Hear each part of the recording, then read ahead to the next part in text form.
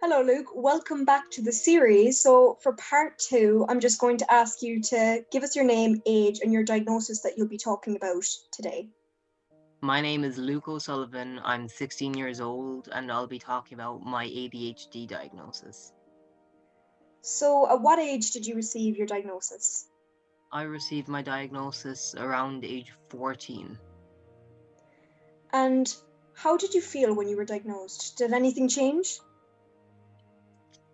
Not much changed for my ADHD diagnosis. I knew I wasn't the best at doing things, for example, like studying or doing anything of the sort, but I presume that was normal and everyone was like that. And I guess in a way, it kind of let me use it as an excuse to do less work. But in reality, all it did was help me out a good bit because at least I got to try out meds and I got to try out other things to see what would help me. hmm What knowledge did you have of the condition before being diagnosed? And do you feel like you're still learning? I had very little knowledge when it came to ADHD before I got the condition. The main things I knew were pretty much struggle to focus and very fidgety, and it's common for someone with ADHD to have something like Tourette syndrome. But besides that, I didn't really know much. And am I still learning?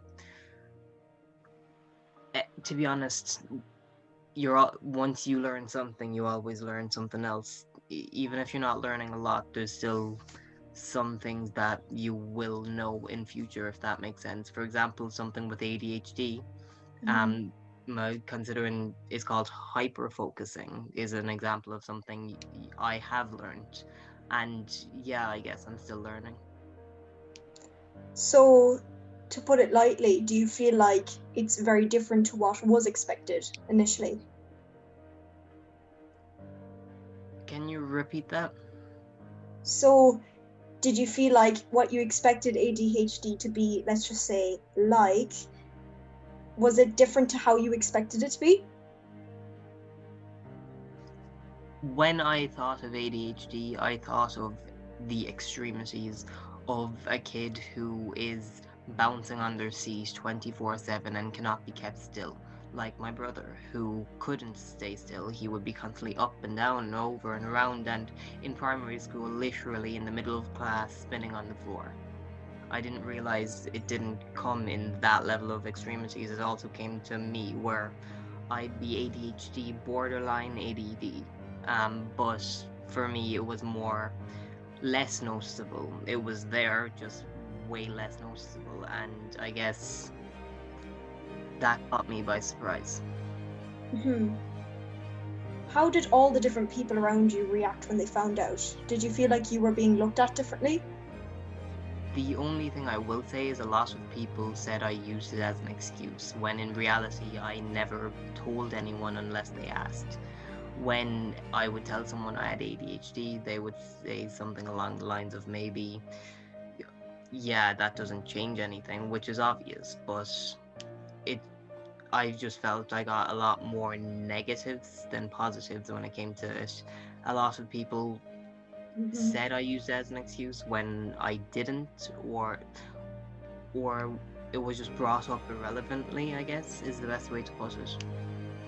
So, obviously, in different environments, so let's just say we'd have a personal environment and a school environment.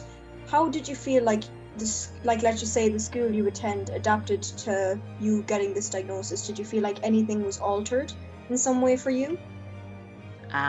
Teachers, of course, through the SEN department and the head of the SEN department in my school, teachers were made aware of my diagnosis and usually gave me a bit more of an exception.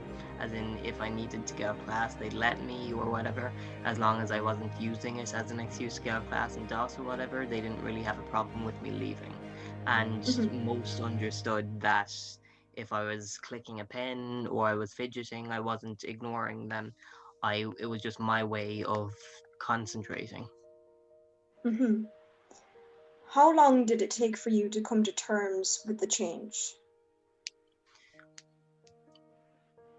ADHD is not really something you just come to terms with. It's just something you have. It's not like autism where it's like, oh my god, this is pretty much life changing. It's something that will affect your day-to-day life, but it's not the most extreme thing out there. So you don't really accept it. It's just there.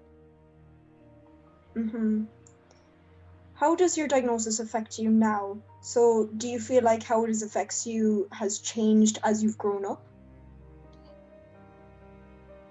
When it comes to ADHD, I guess the main thing, it really depends on how it affects you. It's different for every person, but for me, it's, I guess the biggest struggle has been swapping between medication and medication and medication. I haven't been able to stick to one, so the chances are I'm not going to be going back on them. And I guess for me the biggest thing is trying to do things along the lines of studying, or I guess sitting down Mm-hmm. and not getting distracted by everything that walks past me, as in having a conversation, not looking out the window while I'm talking to someone. Along those lines is how it would affect me the most. If you don't mind me asking, what medications have you been put on for your ADHD? Do you remember some of the names? The main two were Concerta XL and the Tyvans. And what advice would you give to those who surround those with ADHD? So, what's the most comforting thing you could say to somebody who, let's just say, doesn't have ADHD but would know someone? What would you like to say to that person? Just when having a conversation with them, if they're looking around and you feel like they're ignoring you, the chances are they're not. They're listening, they're just finding it really hard to concentrate. And it's not that they find you boring or they find you uninteresting. It's more this is their way of listening, and if you feel they aren't listening, ask them and they will most likely be able to repeat to you everything you've said. And if they haven't, maybe they do need to go on some ADHD meds. Any final words? No, Thank you very much, Luke. thanks.